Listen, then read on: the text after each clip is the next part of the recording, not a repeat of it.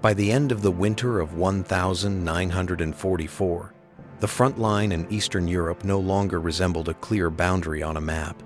It shifted irregularly, fractured, advanced, and retreated, leaving behind strips of scorched land, ruined villages, and broken roads.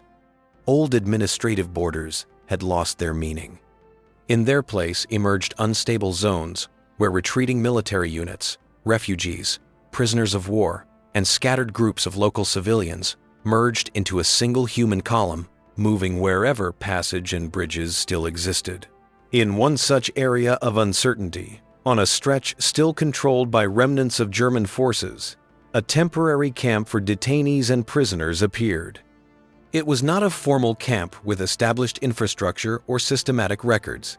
It was a makeshift holding site built around several half-destroyed farm buildings and enclosed with barbed wire nailed to wooden posts. Inside were placed all those deemed suspicious or useful for labor, prisoners of war, forced laborers, and civilians swept up by the tides of the front. Among them was a group of Soviet women. Their paths to this place had been long and fragmented. Some had been captured years earlier, passing through labor detachments, barracks, and transit camps. Others had been detained only recently as front lines shifted during evacuations of hospitals or rail junctions. They shared one condition: they no longer had control over their own fate. Whatever documents they once possessed had lost significance. They were categorized simply as labor force, to be used where soldiers and engineers were no longer sufficient. By this time, the temporary camp lay within a zone where retreating German units attempted to slow the advance of Allied armies. Several kilometers to the west, American reconnaissance groups were already active. To the east, Soviet units were approaching. Between these two forces stretched a thin corridor still held by German formations. The command sought to buy time, and one of the harshest methods of delaying offensives was the concentrated deployment of minefields along likely routes of advance. For this, they needed not only equipment but expendable labor, people whose lives were viewed as a resource. The women in the makeshift camp fell precisely into that calculation. Officially, they were attached to a technical company tasked with fortifying defensive lines.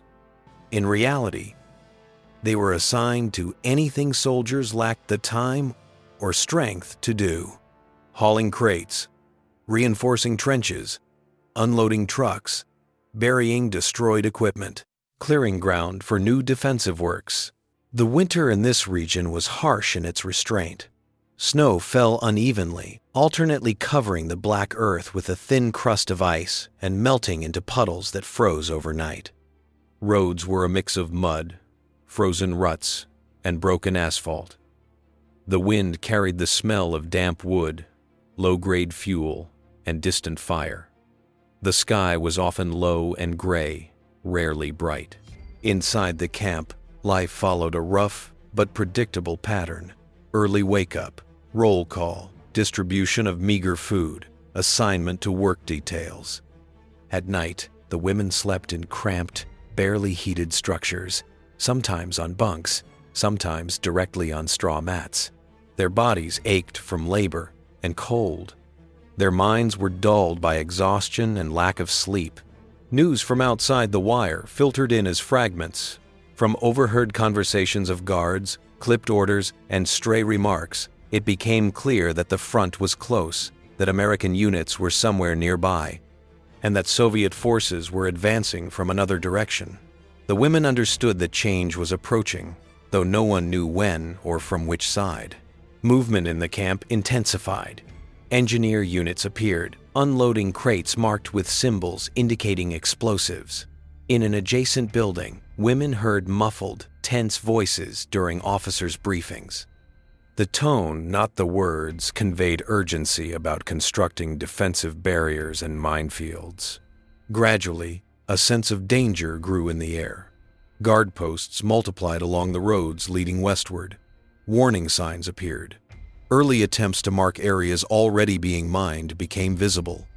Rumors spread rapidly, even though no one explained anything to the women directly. It soon became evident that those held in the camp were considered not merely auxiliary labor, but potential participants in the riskiest tasks. Workloads increased. The distances to work sites grew longer. Groups of women were marched outside the camp more frequently, forced to haul crates, stretch wire, dig trenches, and prepare terrain for military use, often in areas that even the guards avoided. External signs of an imminent large-scale offensive were unmistakable, even to those without military experience. The distant rumble of artillery grew more frequent. Aircraft passed overhead more often. Vehicles crowded the roads. The front was preparing to shift again. In this environment, the idea of mines became tangible. Even without seeing them, the women understood they were being forced to labor dangerously close to areas where a single misstep could end a life. Fear expressed itself not in words, but in how they moved more slowly, more carefully, memorizing every step, watching each other's footprints. The camp existed in a state of expectation. The decisive impact would come from the outside. But for the women, everything began earlier, with an order issued hastily under the pressure of an approaching front. That order would initiate the events later summarized in American military reports under a sterile phrase, discovery of a group of Soviet women on a minefield. For those who survived, it would be remembered as the day when every step became directly tied to whether their lives would continue for even a few more seconds. In the days following the abrupt order, the rhythm of the camp shifted in ways that were subtle at first, and then unmistakable. Work assignments grew longer, and the routes taken by the escorted groups of women extended deeper into areas that felt increasingly unstable and exposed. The guards accompanying them rarely explained anything, but their tension was visible. They walked with sharper movements, scanning distant tree lines more often, pausing whenever artillery thundered from the east. The women sensed that they were being moved toward the outer edge of the defensive zone. The terrain became rougher, marked by the scars of previous fighting. Trees were splintered, sections of earth churned by tank tracks, and fields lay flattened under the weight of months of military maneuvers. Occasional craters broke the continuity of the ground, some shallow, others deep enough to reveal layers of soil and rock that had been violently torn apart. At first, it seemed like just another forced labor assignment, hauling crates, carrying coils of wire, digging shallow trenches. But this time, something was different. The soldiers supervising the work avoided stepping onto certain patches of earth. They spoke in short, tense commands to one another, while pointing to markers hammered into the ground. Thin wooden stakes, with strips of cloth fluttering in the wind. Some stakes bore simple hand-drawn symbols indicating danger, but the meanings were clear enough even without formal explanation. The women gradually understood. These were areas being prepared for mines. Their tasks changed accordingly. They were ordered to clear debris from the edges of the fields, move brush, and flatten sections of ground actions that brought them dangerously close to the zones being converted into explosive barriers. The soil there had already been disturbed. In some places, fresh mounds indicated where devices had been buried. In others, the women noticed shallow holes waiting to be filled. Even without training, they understood the lethal geometry unfolding around them. Fear became a constant, though silent, companion. Each woman forced herself to step exactly where someone else had walked before. Every slight sinking of the earth beneath a boot sent a surge of panic through the group. The wind carried no clues. The ground gave no warnings. Their world shrank to a narrow corridor of footprints and breathing. One morning, the escort arrived earlier than usual. The guards were restless, moving faster than normal as they organized the group. The sky was dim, the air crisp with the sharp cold of late winter. The women were marched this time, without tools or crates along a narrow path, leading deeper into a wooded area behind the camp. From a distance, the terrain appeared unremarkable. A broad stretch of frost-covered grass interspersed with low shrubs. But the closer they came, the more obvious the signs became. Fresh stakes marked the perimeter in an irregular semicircle. Some stakes were tilted or only partially buried, as though placed hastily. The guards gestured impatiently at the space ahead, showing the women where to stand. Their behavior betrayed an urgency that had not been present in previous assignments. The women looked across the field, sensing the threat immediately. The surface was uneven, with small patches of disturbed earth that broke the natural continuity of the landscape.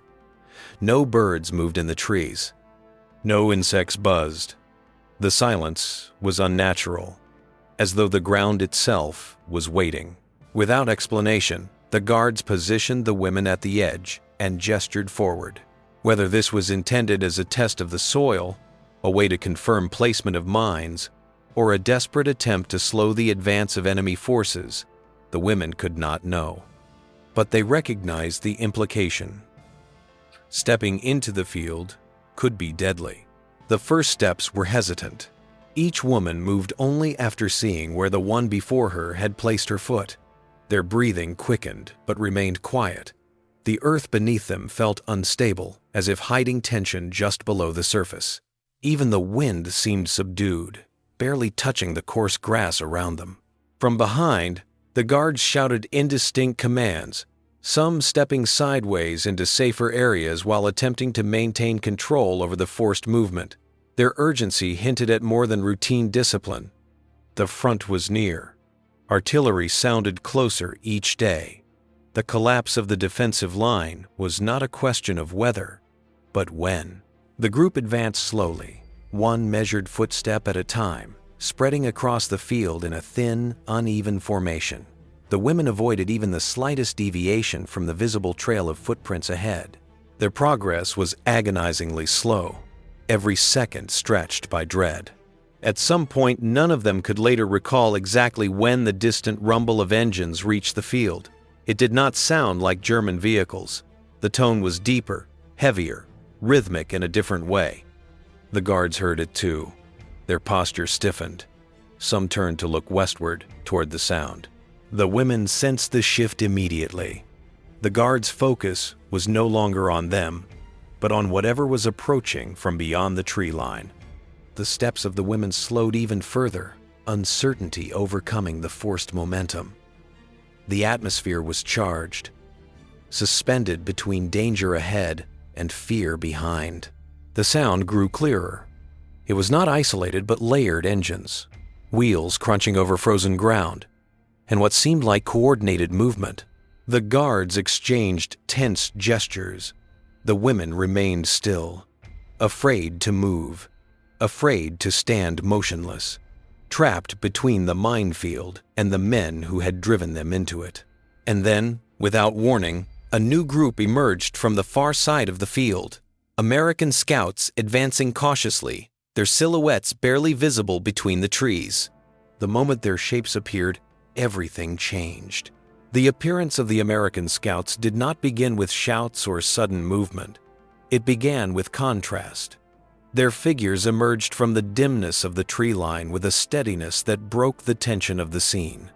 They advanced slowly, stopping every few steps, surveying the ground with practiced caution. Their silhouettes were outlined against the pale winter light, their uniforms heavy with equipment, their posture alert but controlled. For a brief moment, the women remained frozen where they stood. The minefield stretched around them in every direction, silent and unchanged. Yet the presence of the scouts altered everything. What had been a deadly trap moments before now became a space under watchful eyes, trained to read the ground, the terrain, and the danger embedded beneath it. The women sensed this difference instinctively, though nothing had yet been said or done to change their situation. The German guards reacted first. Their earlier urgency dissolved into confusion. Some stepped backward, retreating instinctively toward the safer edges of the field. Others remained rooted, weighing their options in the split second between discipline and fear. They seemed to understand that the line they had held was collapsing and that any attempt to control the situation further would quickly become futile. The scouts advanced to the very edge of the minefield and halted. Their movements conveyed a clear understanding of its layout, or at least an awareness that the ground ahead was unsafe. They examined the pattern of disturbed soil, the hasty placement of wooden stakes, and the thin line of footprints cutting across the field. The women stood within this precarious pattern, their formation uneven and exposed, each step behind them marked by the shallow impressions of boots on unstable earth. The air was still, the silence deep. Only distant artillery echoed faintly across the landscape, as if reminding everyone that the front was in motion and time was slipping away. Gradually, the scouts spread out along the perimeter. Some crouched low, studying the ground. Others scanned the distant tree line behind the German guards, assessing any potential threat. Their coordination was deliberate, shaped by the training of men accustomed to navigating hostile terrain. They communicated without words, using hand signals that moved from one to another with precise clarity. The German guards, realizing the shift in control, began to withdraw. It was not a coordinated retreat, but a slow, uneasy dispersal. The women saw them move toward the rear of the field, then farther, disappearing behind a small rise in the terrain. The sudden absence of the guards left the women suspended in a state that was neither freedom nor safety, only uncertainty. The scouts turned their full attention to the women. They studied their positions, calculating distances, pathways, and the pattern of steps that had brought them to their current locations. Even from afar, their caution was evident. The women were trapped, but not beyond reach. The scouts began to mark the perimeter. Using long rods carried on their packs, they probed the ground near the edges of the field. The rods sank into the soil gently, searching for resistance or the hollow spaces that indicated buried devices. Their movements were slow and methodical, forming the first outline of a potential route. The women watched, barely breathing, as the scouts worked. Each action felt like the first deliberate intervention into a situation that had been spiraling toward tragedy. Though the women did not fully understand the technical aspects of what was happening, they understood the intention. The scouts were preparing a path to guide them out. The first scout stepped into the field, placing his foot directly onto one of the women's earlier footprints. He pressed down carefully, testing the stability of the soil. When nothing happened, he took another step, again aligning precisely with the existing trail. His movements were controlled, deliberate, almost ritualistic. The field responded with silence. Another scout followed, taking slightly offset steps, working to extend the route. The women's shallow footprints became markers in an improvised map. The scouts advanced toward them not as rescuers acting in haste, but as technicians navigating one of the most dangerous tasks a battlefield could present. As they drew closer, the pattern of the operation became clear. One scout would probe the ground. Another would mark safe spots with thin strips of cloth. A third would adjust the approach, calculating the optimal path through the field. Together, they shaped a corridor, footstep by footstep. The women remained still, their bodies tense from cold and fear. Some shifted subtly, adjusting their weight as the numbness in their legs became unbearable, but they resisted the urge to step anywhere new. They understood, without needing explanation, that movement outside the designated line could be fatal. The scouts reached the nearest cluster of women first. The corridor they had carved was narrow, only wide enough for a single file. The women in the front were indicated with small gestures to prepare to follow the path back. It was a movement that required incredible restraint, stepping into the same narrow prints, balancing on frozen soil, trusting the scouts who had mapped the ground. Slowly, one woman took her first step onto the designated trail. Her foot sank slightly, the soil shifting but holding. Another step followed, then another. The scouts stood nearby, guiding without touching, directing without speaking, their attention fixed entirely on her progress. One by one, the women began to move. The line grew, cautious and fragile, threading its way back through the minefield. Each step was a decision, each shift of weight a calculated risk. Behind them, the field remained unchanged, dangerous, silent, and indifferent. But ahead of them, a path now existed, where moments earlier there had been none. And as the line of women advanced toward safety, step by step, the presence of the scouts reshaped the outcome of a situation that had once seemed destined to end in tragedy. The extraction began not with movement, but with a shared awareness that every step ahead could decide survival. The minefield remained unchanged, a landscape of hidden dangers beneath frozen soil, but now a narrow corridor marked by footprints and cloth strips offered the only way out. The women moved in a thin, unsteady line. The scouts positioned themselves along key points of the route, watching each step with concentrated attention. The wind carried distant artillery, but the field itself was silent, as though holding its breath. The women stepped exactly within the designated prints, their bodies stiff from cold and fear, suppressing every instinct to hurry. The scouts formed a steady framework around them. They stood close enough to guide, but far enough to avoid disturbing the ground. Their probing rods lay to the side, ready if adjustments were needed. Their composure provided a fragile sense of order within the hazardous terrain. As the line extended, the route grew more delicate. The middle section wound between areas of visibly disturbed soil, subtle depressions, and irregular patches signaling buried explosives. The scouts flanked this section, becoming visual anchors. The women moved single file, balancing carefully, their legs shaking from exhaustion but their focus unbroken. A rhythm emerged, the women advancing step by cautious step, the scouts observing, signaling, adjusting. It was cooperation defined by silence. The field offered no mercy. The route remained unforgiving. But each woman who reached the widening edge of the field brought the group closer to safety. One by one, they stepped onto firmer ground. There was no outward relief, only gradual release of tension written in their posture. Behind them, the remaining women continued through the corridor with the same precision. Daylight began to fade, and the scouts' shadows stretched across the field. The last cluster was the most fragile. Fatigue had weakened their coordination. The scouts repositioned themselves to give clearer visual guidance. Each step seemed slower than the last, but the sequence remained intact. Finally, the last woman crossed the safe perimeter, her movements mechanical from exhaustion. Only when the entire group was clear did the scouts step away from their posts.